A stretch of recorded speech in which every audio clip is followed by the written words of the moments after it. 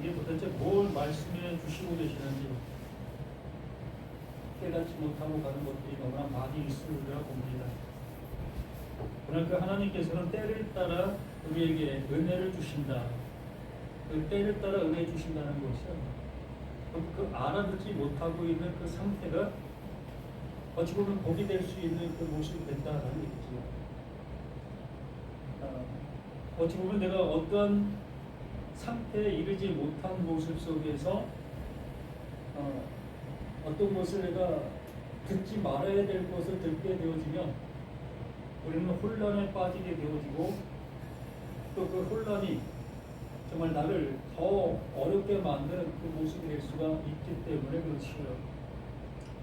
그래서 하나님께서는 각자의 때를 따라 하나님께서 친히 이 말씀들을 일깨워 주시고 계시는 그 모든 모습을 우리가 알아가실 수 있는 우리가 되어야 될 것이다 라고 봅니다.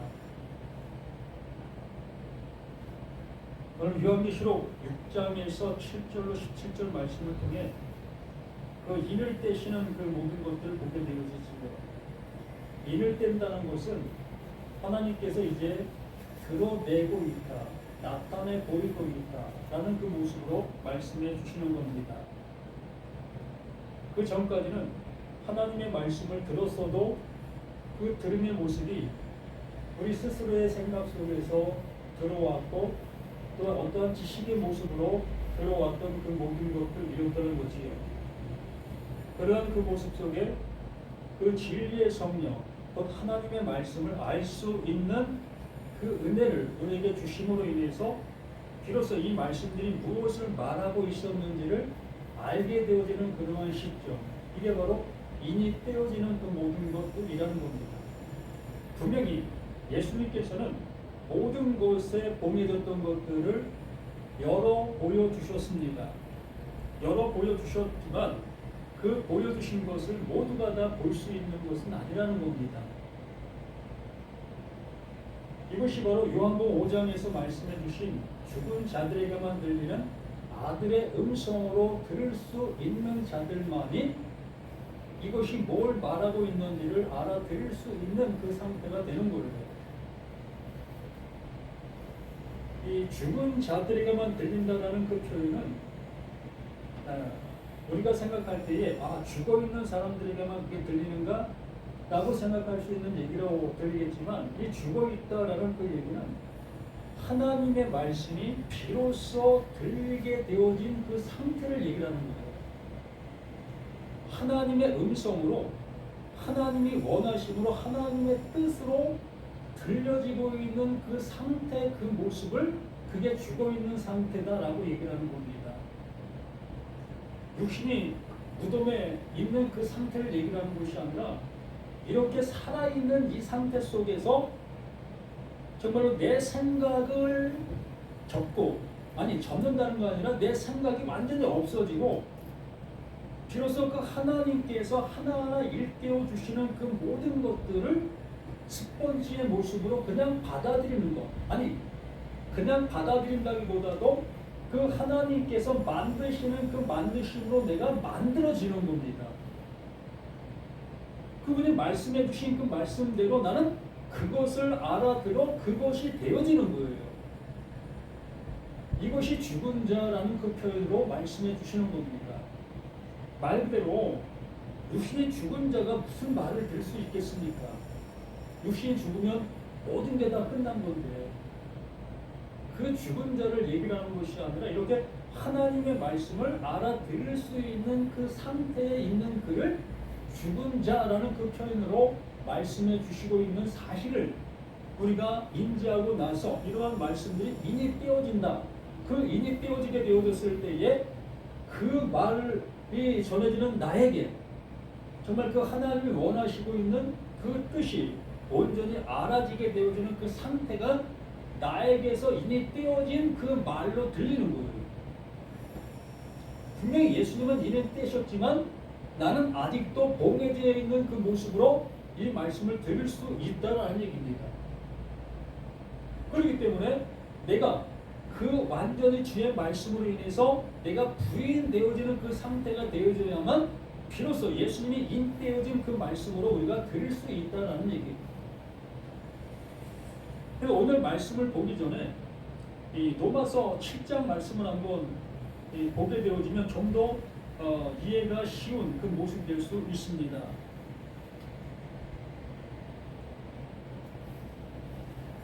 로마서 7장 말씀에서 형제들아 내가 법 아는 자들에게 말하노니 너희는 그 법이 사람이 살 동안만 그를 주관하는 줄 알지 못하느냐.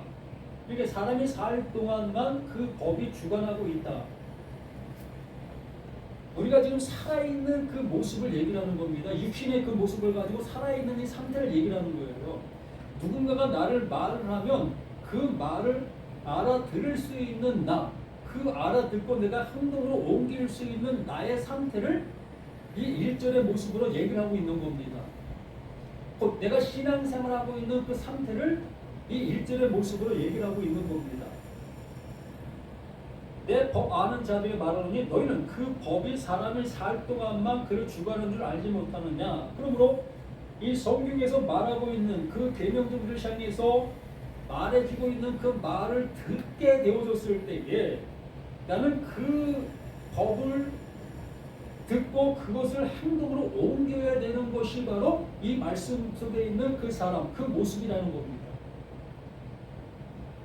그 상태가 지금의 나의 상태라는 거예요. 신앙생활하고 있는, 교회 생활하고 있는 모든 사람이 이 상태, 이 모습 안에 있다라는 얘기예요.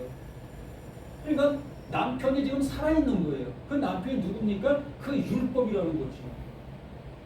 율법이라는 남편이 지금 살아서 나를 지금 통치하고 있는 거예요. 나를 다스리고 있는 겁니다. 이러한 상태를 이 바울이 리얼하게 우리에게 이러한 표현으로 표현해주고 있는 겁니다.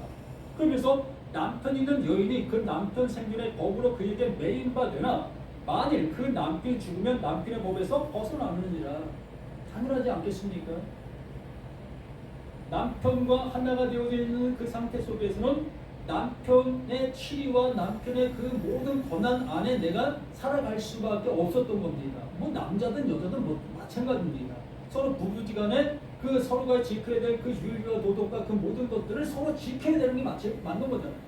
이게 서로 법 안에서 지금 함께하고 있는 거예요. 그런데 그 남편이나 그 아내가 먼저 떠나가게 되면 이제 그 테두리는 무너진 거예요. 그 법은 더 이상 주관할 수 없는 그 상태로 되어졌다. 이러한 얘기를 이렇게 하는 겁니다. 그러므로 만일 그 남편 생존에 다른 남자에게 가면 얼마나 당연하지 않습니까? 남편이 살아있든 아내가 살아있든 함께하는 그 모습 속에 다른 남자, 다른 여자에게 가면 그게 음녀가 되는 거예요. 법을 어긴 존재, 이게 사망을 얘기하는 겁니다. 이게 죽음을 얘기하는 거예요.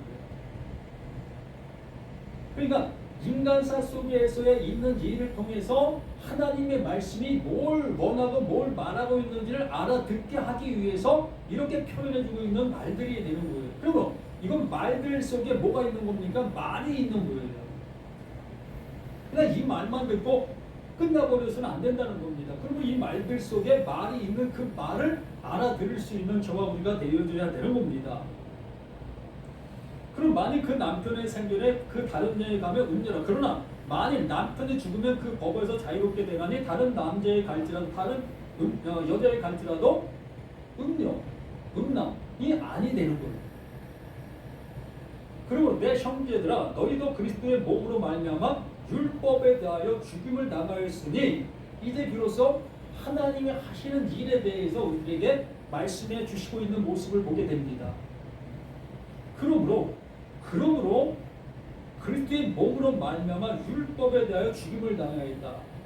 그러면 그리스도의 몸, 그 몸이 십자가의 죽음을 당한 그 사실을 통해서 우리가 어떠한 모습이 되어진 것인 것을 알려주고 있는 겁니다.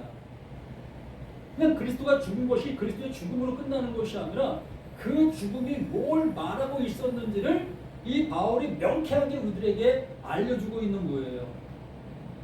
그래서 우리는 그리스도의 죽음을 그리스도의 죽음으로만 바라보는 그 모습 속에서는 아무 의미가 없다는 겁니다. 그래서 명확하게 그리스도의 죽음이 뭘 말하는지를 알아듣게 되어진 그 상태, 그리스도의 몸으로 말미암아 율법에 대하여 죽임을 당하였다. 내가 그 죽임을 당한 겁니다. 그리스도가 하나님의 약속이 그렇게 이루어진 그 사실을 알게 되어지게 됐을 때 비로소 나 또한 그 남편 스라에 있던 내가 해방되어지게 된 사실, 더 이상 그 율법이 나를 향해서 억압할 수 없는, 명령할 수 없는 나라는 것을 깨닫게 되어지는 거예요. 그래서 그리스도의 몸으로 말미암아 율법에 대하여 죽임을 당하여서 우리는 죽임을 당한 겁니다. 율법은 더 이상 나를 향해서 화를 쏠 수 없는 그 상태가 된 거예요. 그럼 그 전에 그 율법이 나를 향해서 화를 쏘게 되어진 그 쏘임으로 내가 어떻게 된 겁니까? 죽임을 당한 거예요. 우리 그 율법을 지키는 그 모습 속에 뭐 있었습니까? 남편으로 섬기고 있었던 그 상태 속에서 열심을 다해서 그 남편을 섬기고 있었던 겁니다. 그런데 그리스도 예수로 말미암아 그 율법이 예수를 온전히 죽임으로 인해서 그 죽임이 곧 나도 죽임의 상태가 된 거예요. 그게 약속이니까. 그게 하나님이 하시는 일의 그 모든 것이었기 때문에.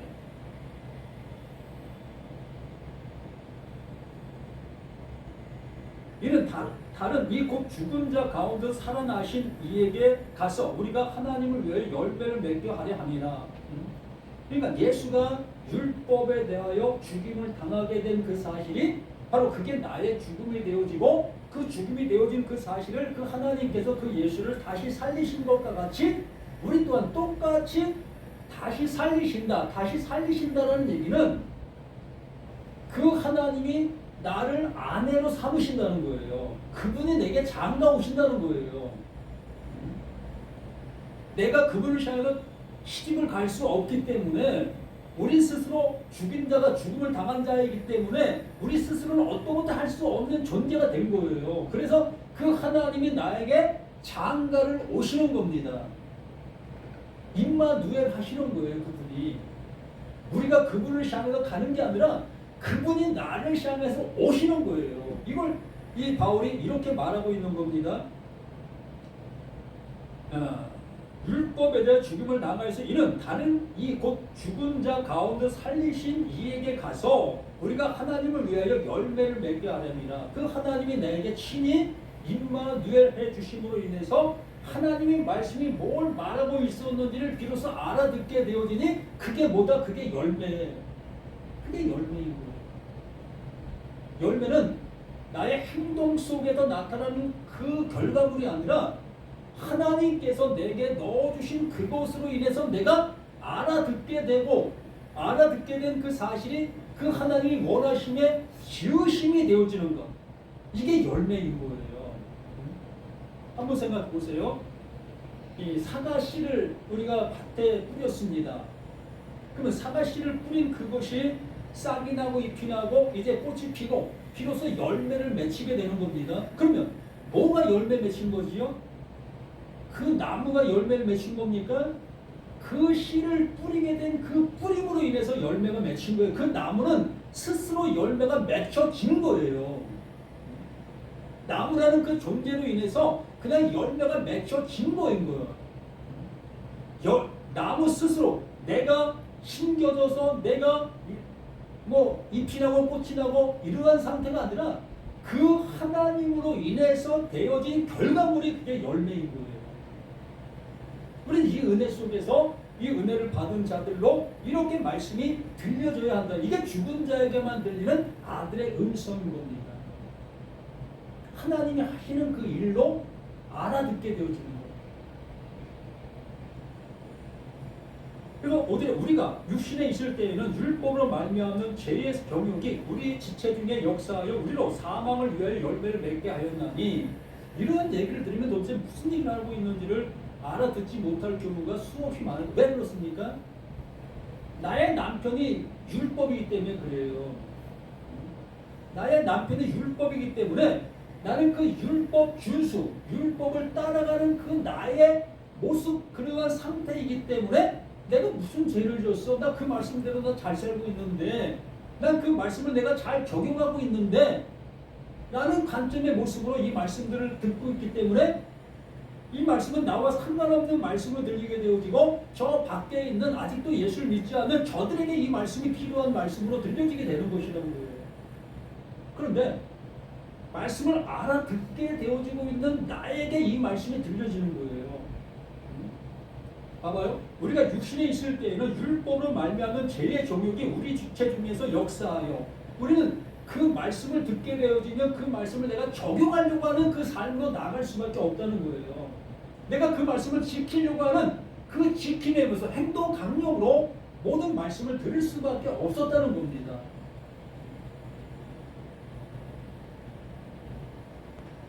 바로 육신에 있는 그 상태에서는 그렇게 할 수밖에 없는 것이에요. 그렇게 지어 놓으셨기 때문에, 우리 존재가 존재론적인 모습으로 그렇게 지음받은 나이기 때문에 이러한 모습으로 살아갈 수밖에 없는 게 나,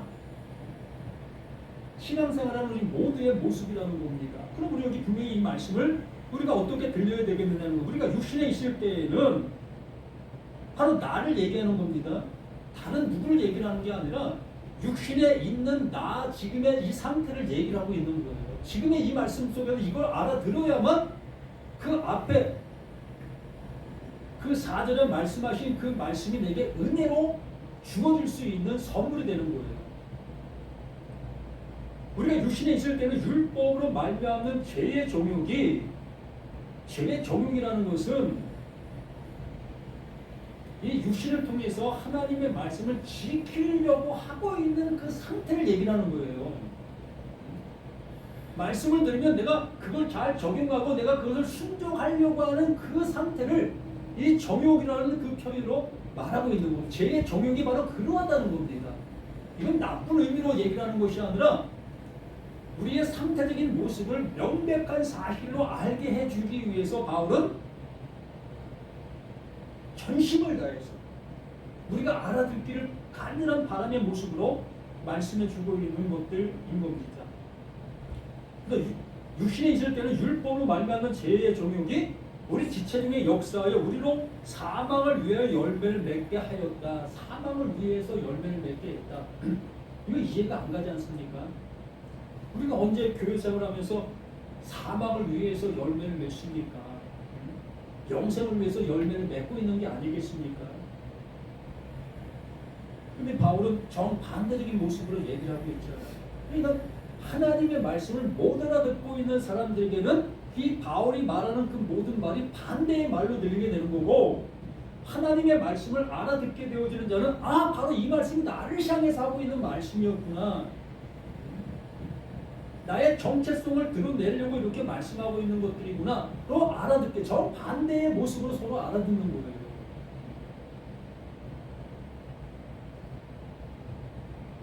그래서 사망을 위해 열매를 맺게 있다는 것은 율법 아래, 바로 그 율법을 남편으로 섬기고 있는 모든 사람들의 행동, 강력, 행동의 열매가 이러하다는 거예요. 그 사망의 열매라는 겁니다. 이것이 아름답게 잘 열매로 맺혔을 때, 그래서 그 열매가 떨어지는 걸 보게 되어지면서 그들 또한 깨닫게 되는 거예요. 그게 때라는 겁니다. 그가 살아날 때가 바로 그때라는 거예요.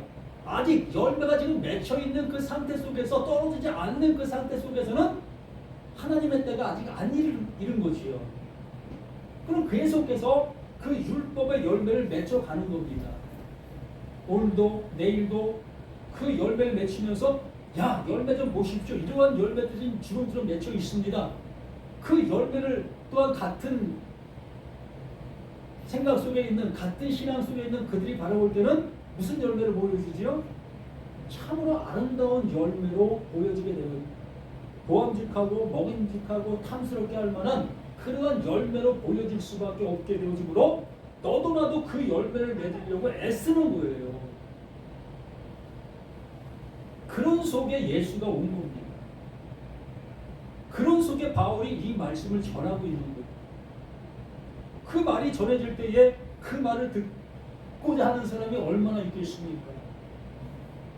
지금 내가 맺고 있는 그 열매가 얼마나 탐스럽고 아름다운데 많은 사람들에게 존경받고 많은 사람들에게 칭찬받는 그러한 모든 것들인데 그것이 사망의 열매라고 얘기해버리면 그거 들을 사람이 어디 있겠어요.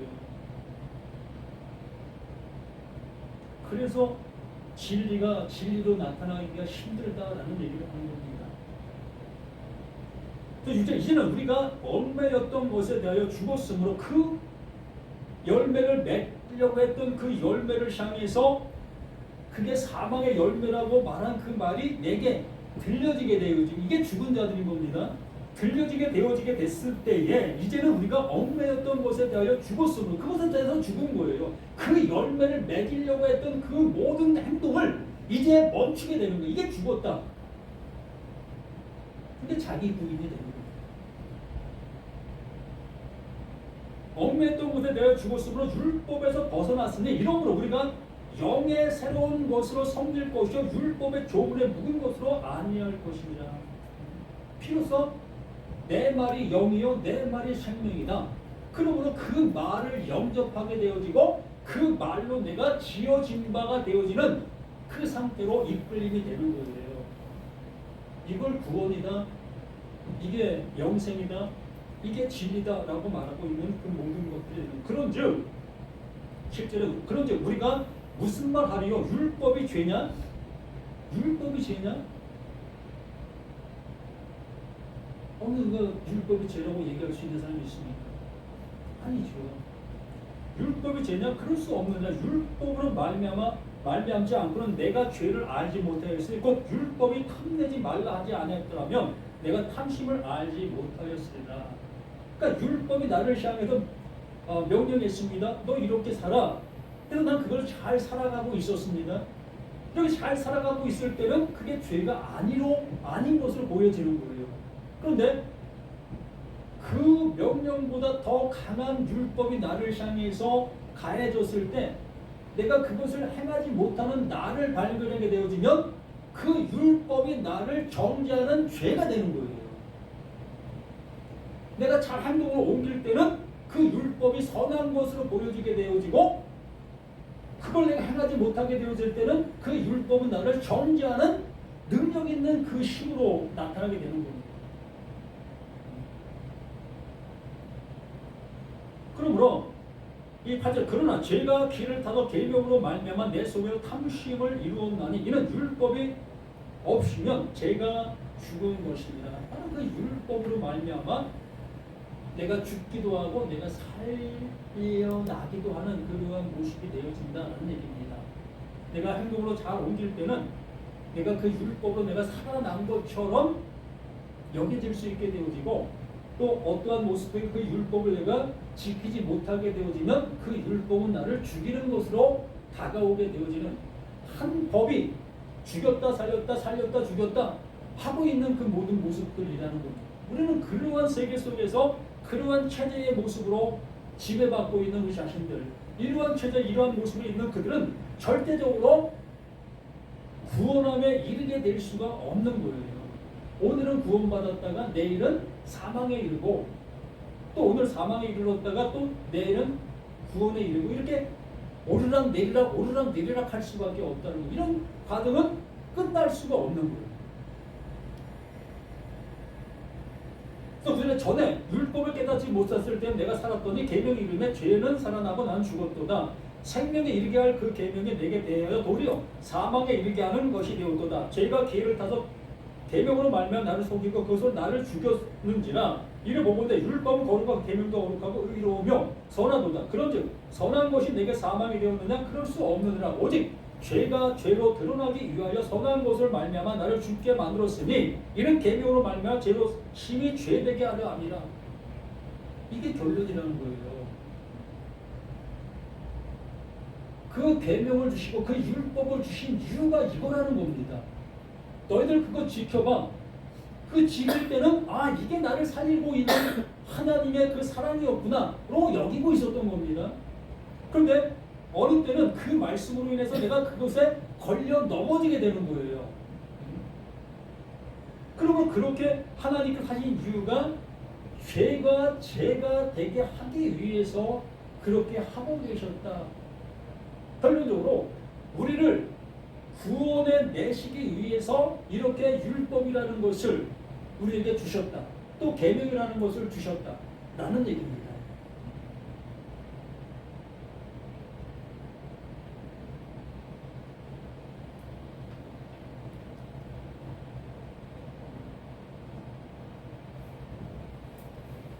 진짜 우리가 율법은 신령한 줄 알거니와 나는 육신의 속에 죄 아래 팔렸도다. 내가 행하는 것을 내가 알지 못하였으니 곧 내가 원하는 것을 행하지 아니하고 도리어 미워하는 것을 행하느라. 만일 내가 원하지 아니하는 것을 행하면 내가 이로써 율법이 선한 것을 시인하노니 이제는 그것을 행하는 자가 내가 아니요 내 속에 거하는 죄니라.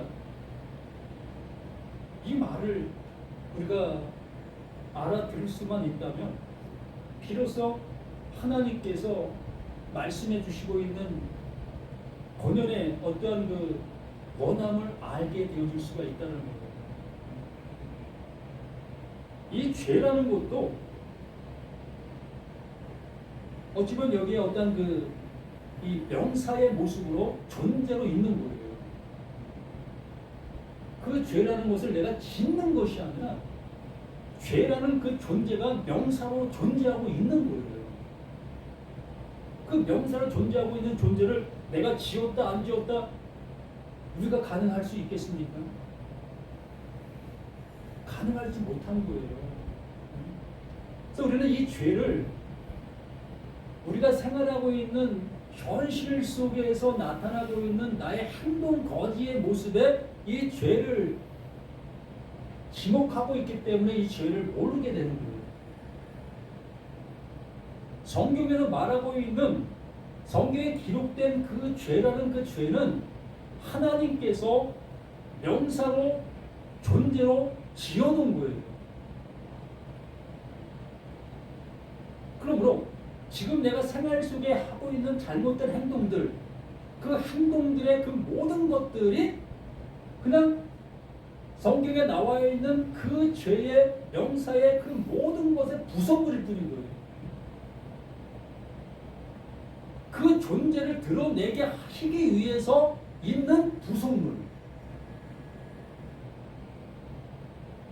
근데 그 부속물만 가지고 우리가 하나님 앞에 회개해버리면 그 존재론적인 그 존재는 그대로 남아있는 거예요. 아무리 내가 이 세상 속에 있는 잘못된 것들을 하나님 앞에 회개한다 할지라도 그것은 하나님에게서 죄사함을 얻을 수 없는 그 상태에 머물러 있는 거예요. 그게 죄가 아니라는 얘기가 아닙니다. 그 죄 맞아요. 그 잘못된 건 맞습니다. 그러나 그걸 통해서 하나님께서 알려주시려고는 진짜 그 죄를 알게 해주시려고 하는 부속물. 그러므로 우리는 내가 짓고 있는 세상적인 그러한 잘못된 행동들로 인해서 내가 이러한 존재라는 것을 비로소 깨닫게 되어질 때 비로소 여기에 말하고 있는 그 죄,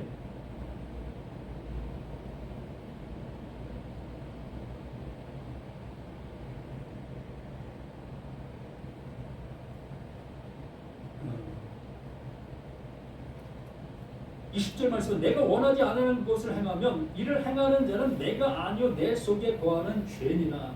예? 결론을 얻을 수가 있게 되는 거예요. 하나님께서 지어놓으신 그 존재가 그게 죄라는 걸 말하는 거예요. 그 존재가 누굽니까? 뭐 하나님께 동떨어지게 죄를 지어놨겠습니까? 죄라는 그 존재를 따로 이렇게 지어놓고 사람이라는 존재를 따로 지어놓고 이런 거 없어요. 하나님께서 지어놓으신 그 존재가 그 상태가 그게 죄라고 말씀합니다. 그러므로 죄라는 것은 바로 이 몸뚱어리를 가지고 있는 내가 죄가 되는 거예요. 이걸 얘기를 하는 겁니다. 바울은 이걸 알게 된 거예요. 내가 아무리 율법을 준수하고 율법에 흠이 없는 삶을 살았다 할지라도 예수를 그리스도로 영접하게 되어지게 되니 내가 그렇게 선하게 살던 그 모든 삶이 배설물, 그 배설물이었구나를 비로소 알게 되어진 거지. 그래서 그 예수의 그 말을 영접하게 되어지니 그 죄가 사함을 받게 되어지고 하나님의 그 영원한 그 말씀이 자신의 생명이 되어지게 된 그 상태로 이끌림 받은 그 은혜를 받게 된 겁니다. 그러므로 내가 한 법을 깨달았노니 곧 선을 행하기 원하는 나에게 악이 함께 있는 것이로다. 우리가 아무리 율법을 잘 지키려고 발부둥친다 할지라도 결과론적인 모습 속에 그 율법을 지키지 못하고 있는 나를 발견하게 될 수밖에 없다는 거예요. 그러면 9을 잘하고 하나를 잘못하면 그 하나 잘못한 것으로 인해서 9의 그 모든 것이 무시되어질 수밖에 없는 그것. 결과론적으로는 우리의 그 유신을 가지고는 구원에 이를 수 있는 어떠한 육체도 없다. 그래서 이 시대 내 속사람으로는 하나님의 법을 즐거워하되 내 지체 속에서 한 다른 법이 내 마음의 법과 싸워 내 지체 속에 있는 죄의 법으로 나를 사로잡는 것을 보는도다. 하나님의 그 사랑, 하나님이 이루신 그 은혜, 그 은혜가 나의 속 사람이 되는 겁니다. 내가 변화돼서 내가 새로운 사람이 되는 것이 아니라 하나님께서 새 것을 넣어주신 그것으로 내가 되는 거예요. 바뀌는 겁니다. 완전히 죄의 몸에서 의의 몸으로 바뀌어지는 거예요. 존재론적인 것에서 바뀌는 겁니다. 존재가 바뀌는 거예요. 사람에서 신으로 바뀌는 겁니다. 인간에서 하나님으로 바뀌는 거예요. 이게 존재론적인 변화다라고 얘기를 하는 겁니다. 이렇게 되어지지 아니한 그 모습 속에서는 절대적으로 하나님의 것을 영접할 수 없습니다. 제가 예를 자주 드는 것 중에 태양을 담을 수 있는 그릇이 되어야야 태양을 담을 수 있다라고 말하는 거죠. 해 안에 있는 어떤 물체도 해를 담을 수가 없습니다. 어떻게 담을 수 있겠습니까? 그러므로 해를 담을 수 있는 그릇은 해를 주관하고 있는 그 존재만 해를 담을 수가 있는 거예요. 그러므로 하나님의 말씀을 담을 수 있는 존재는 하나님만이 그 말씀을 담을 수가 있는 거예요. 사람으로서는 하나님의 말씀을 담을 길이 없는 겁니다. 이것을 이렇게 말씀해 주시고 있는데 속사람으로 하나님의 법을 즐거워한다고 말하는 거예요. 오라 나는 공부한 사람으로다. 이 사망의 몸에도 누가 나를 건져내냐. 이 사망의 몸, 이게 죄의 몸이라는 거예요. 이 죄의 몸을 가지고 뭘 어떻게 할 수 있겠느냐. 그러므로 이것은 하나님의 법을 알기 위하여 우리에게 보여주신 그 모든 것들이다. 이걸 통해서 비로소 하나님께서 말씀해 주시는 말씀들을 알아듣게 되어지는 우리가 되어야 한다는 겁니다. 우리 주 예수 그리스도로 말미암아 하나님께 감사하리로다. 그런즉 내 자신이 마음으로 하나님의 법을 육신으로는 죄의 법을 섬기노라. 이렇게 하나님의 말씀이 내게 들려지는 것, 그 들려지는 것을 품게 되는 것, 그것이 잉태되어지는 것, 이게 내가 살아날 수 있는 유일한 길고 하나님이 그렇게 이끄셨던 그 모든 모습들이라고 말씀을 드리는 겁니다. 이렇게 말씀해 주신 그 모든 말씀 속에서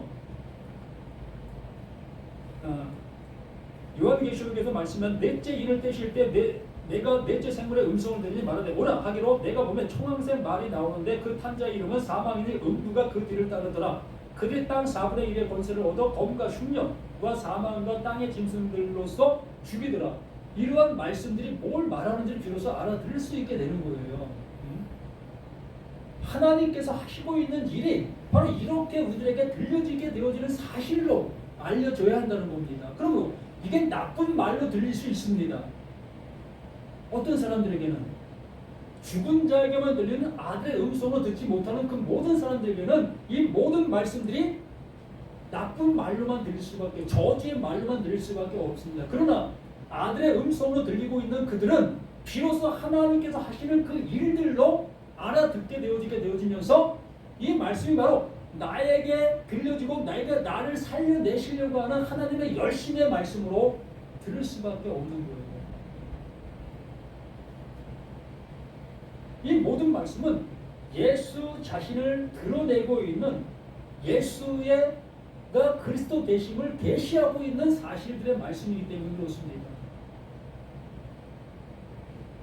여러분, 우리 자신들 이 모든 말씀들 다시 한번 로마서 말씀 또한 고린도의 말씀에 그 말씀들에 입각해서 이 말씀들을 다시 한번 보시게 되어졌을 때 이 말씀들이 지금까지 보았던 그런 생각과는 전혀 다른 차원이 다른 말씀으로 보여지게 되어지는 그 은혜를 입을 수 있게 되시리라 봅니다. 우리 모두가 이러한 말씀들로 들으실 수 있는 저와 우리 모두가 되기를 예수님의 이름으로 간절히 부탁을 드립니다. 아버지 하나님, 감사를 드립니다. 아버지께서 일깨워 주시고자 하시는 그 일깨움이 우리 모두에게 들려지는 그 은혜가 될 수 있도록 도와주시옵소서. 정말로 나는 왜 이렇게 안 들릴까가 아니라 정말 그 말씀이 내게 들려지려 하는 그 마음의 믿음으로 나아올 수 있는 자신들 모두가 될 수 있도록 도와주시옵소서. 살리는 것은 영이요 육은 무익하다고 말씀해 주셨습니다. 바로 그 육을 따르고 그 육을 향하고 육의 말로 듣고 있는 그 모든 것들이 부인되어져야만 비로소 하나님께서 하늘의 소리로 우리에게 들려지는 그 모든 것들로 들려질 수 있는 사실인 것이 우리에게 확인되어질 수 있습니다. 우리 모두가 그러한 말씀들로